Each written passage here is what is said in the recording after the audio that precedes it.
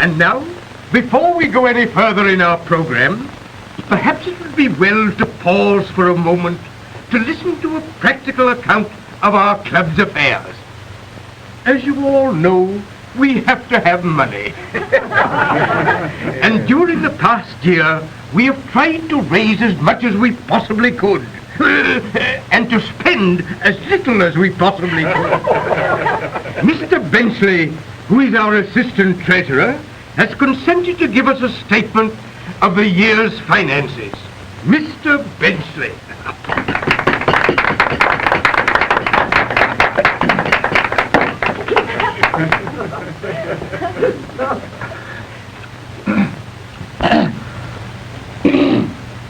I shall take but a very few moments of your time this evening, for I realize you'd much rather be listening to this interesting program than to a dry financial statement.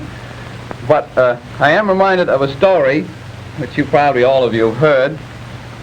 Seems there were these two Irishmen walking down the street when they came to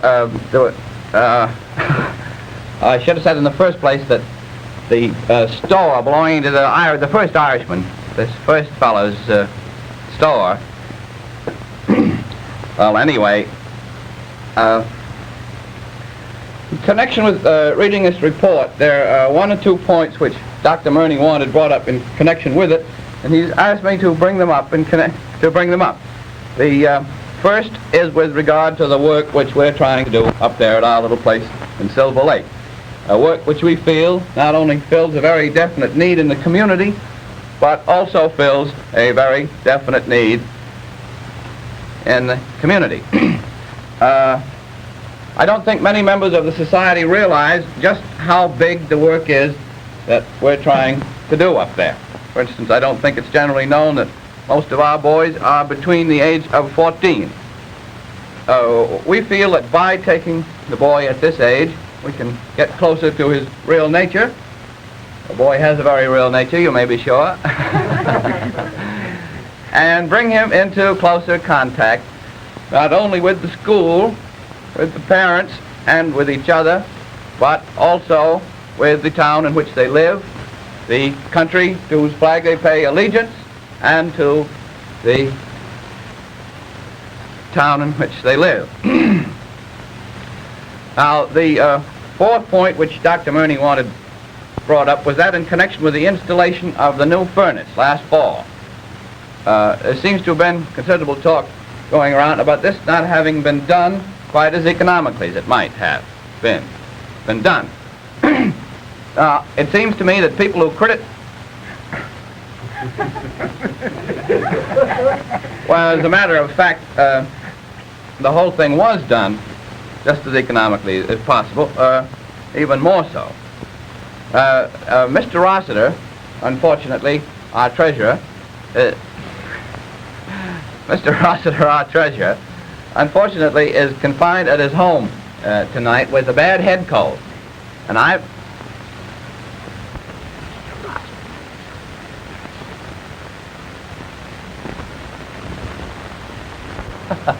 well, the joke seems to be on me. Mr. Rossiter has pneumonia. Mr. Rossiter has asked me if I would read the report in his place, and following then is a summary of the financial report for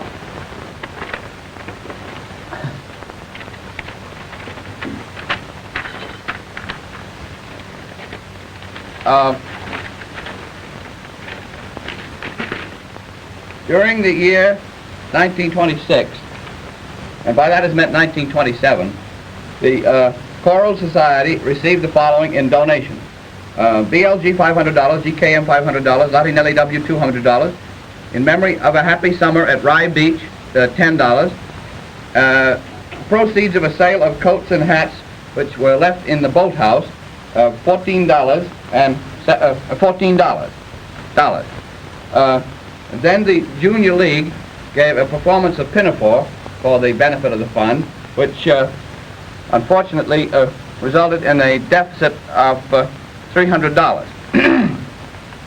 Then we took in through dues and laboratory fees $2,345.75, making a total of receipts amounting to $3,645.75. This is, of course, all reckoned as of June. Now, in the matter of expenditures,